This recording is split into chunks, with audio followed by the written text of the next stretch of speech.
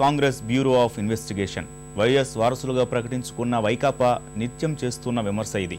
CBI విచారణలో నా కుమారుడు తప్పు చేసినట్టు తెలితే ఉరిశిక్షకు అయినా సిద్ధం. సిబిఐ అత్యంత విశ్వసనీయత గల సంస్థ అనే విషయం మనమంతా అంగీకరించి తీరాలి. ఇది వైకాపా ఆరాధ్యుడు రాజశేఖర రెడ్డి చెప్పిన నాటి మాట. దర్యాప్తు సంస్థపై విష ప్రచారానికి దిగిన వైకాపాకి తమ ప్రియతమ నేత వ్యాఖ్యలు గొంతులో పచ్చి వెలక్కాయలా మారాయి. కక్ష సాధింపు సెంటు కలిపి పండిద్దామనుకున్న సెంటిమెంటు రాజకీయానికి దివంగత వైఎస్ అభిప్రాయాలు ఆటంకంగా మారాయి.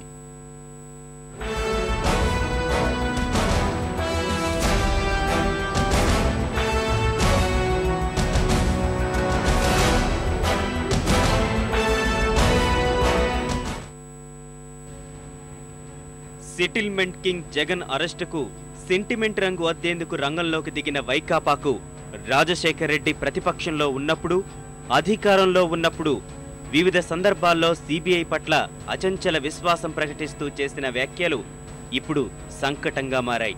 సిబిఐపై వైఎస్ఆర్ చేసిన వ్యాఖ్యలను ప్రతిపక్షాలు బయటపెట్టడం వైకాపా శ్రేణుల్లో గుబులు రేపుతోంది.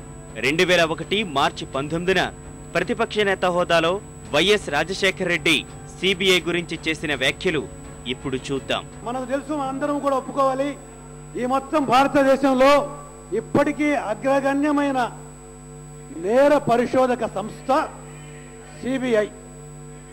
ఆ సిబిఐతో ఎంక్వైరీ చేయించండి.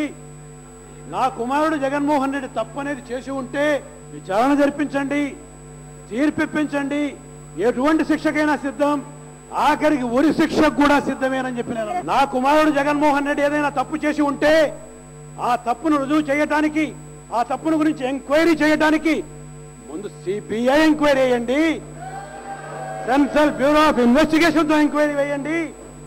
తప్పనేది చేసి ఉంటే మామూలు శిక్ష కాదు అధ్యక్ష, మామూలు శిక్ష కాదు.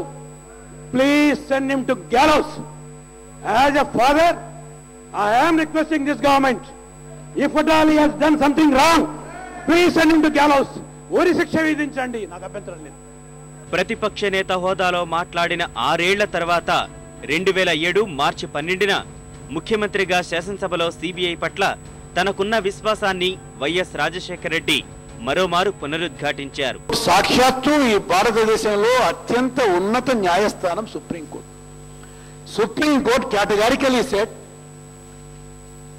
Supreme Court very clearly expresses the opinion that CBI is the independent investigating agency. The highest authority in the judiciary, Supreme Court, when it categorically states that CBI is the independent investigating agency, అటువంటి సిబిఐని నూన్యపరిచే విధంగా ఇది Congress investigating agency అని చెప్పి అనటం చాలా బాధాకరమైన విషయం అధ్యక్ష.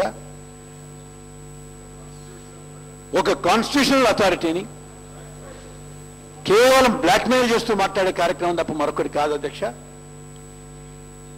Straight away casting అస్పర్షన్స్.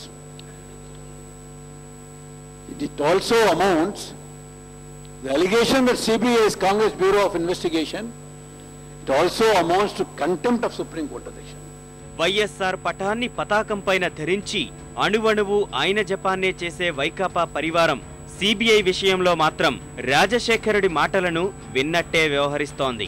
CBI is no longer CBI. CBI is more Congress Bureau of Investigation. సిబిఐకి వ్యతిరేకంగా మాట్లాడటం అంటే సుప్రీంకోర్టునే ధిక్కరించినట్టని వైఎస్ఆర్ అన్న వ్యాఖ్యలు అన్వయించుకుంటే వైఎస్ నిత్యస్తోత్ర పారాయణం చేసే వైకాపా ఇప్పటికి అలాంటి వేలాది ధిక్కరణలకు పాల్పడినట్టేనన్నది గుర్తెరగాలి.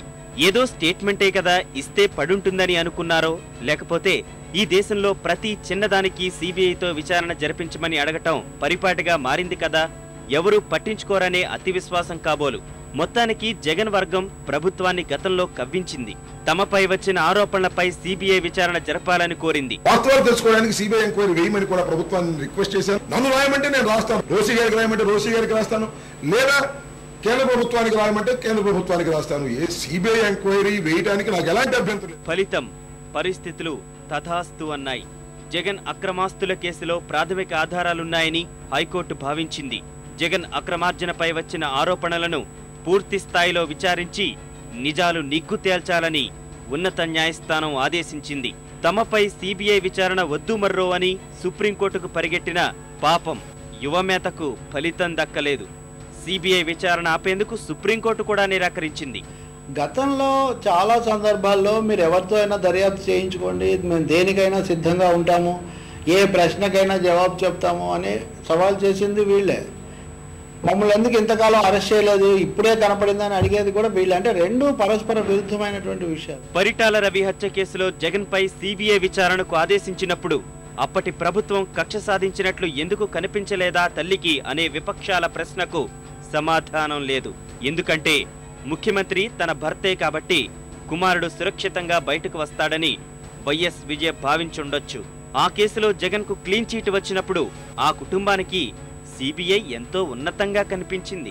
న్యాయస్థానం ఆదేశంతో నిఖార్సుగా పనిచేసేసరికి సిబిఐ వీరికి కంటగింపుగా మారిందనుకోవాలా? లంబకోణం తెలియని పిల్లాడికి కూడా జగన్ కుంభకోణాల గురించి తెలిసేలా చేసిందనే ఆక్రోశం అనుకోవాలో వైకాపానే చెప్పాలి. సిబిఐకి రాజకీయ ఉద్దేశాలు ఉన్నాయి, సిబిఐ కక్ష సాధింపని ఆరోపించడం ద్వారా అసలు ఏ దర్యాప్తు లేకుండా సిబిఐ కాకుండా ఇంకెవరు విచారించాలి, దేశంలో ఎవరు దర్యాప్తు చేయాలి?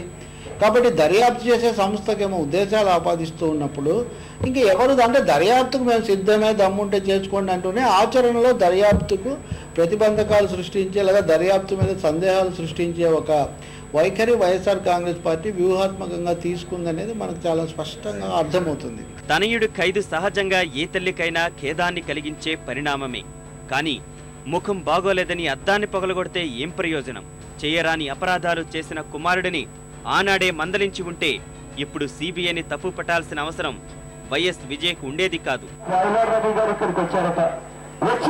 సిబిఐ డైరెక్టర్లు అదే పరంగా డీజీపీని పిలిపించుకొని కిరణ్ కుమార్ రెడ్డితో పాటు కలిసి మంతనాలు జరిపారట. ఆ తర్వాత చంద్రబాబు నాయుడు గారితో కూడా సంభాషణలు చేపించారట. తమకు అనుకూలంగా ఉన్నప్పుడు సిబిఐ విచారణ కరెక్ట్ అని, లేదా మరొక సందర్భంలో వాళ్ళు పక్షపాతంతో కూడదని అనేటువంటిది చెప్పడం సబబైంది కాదు. దాని విశ్వసనీయత లేదు వాళ్ళు చెప్పడానికి. తన తప్పుల్ని పూడ్చిపెట్టి కేంద్రం, రాష్ట్రం, ప్రతిపక్షం, పత్రికలు, ఛానళ్లు, పోలీసులు, దర్యాప్తు సంస్థలు, ప్రపంచంలోని పరస్పర విరుద్ధ వ్యక్తులు, సంస్థలు కేవలం తనను ఎదగనీయకుండా ఉండటం కోసమే ఒక్కటైపోయారని జగన్ అంటే గాంధారిలా కళ్లకు గంతలు కట్టుకున్న వైఎస్ విజయ్ నమ్మచ్చు. కానీ ఆ గంతలు కట్టించుకునేందుకు జనం సిద్ధంగా లేరని తల్లి తనయులు గుర్తెరగాలి.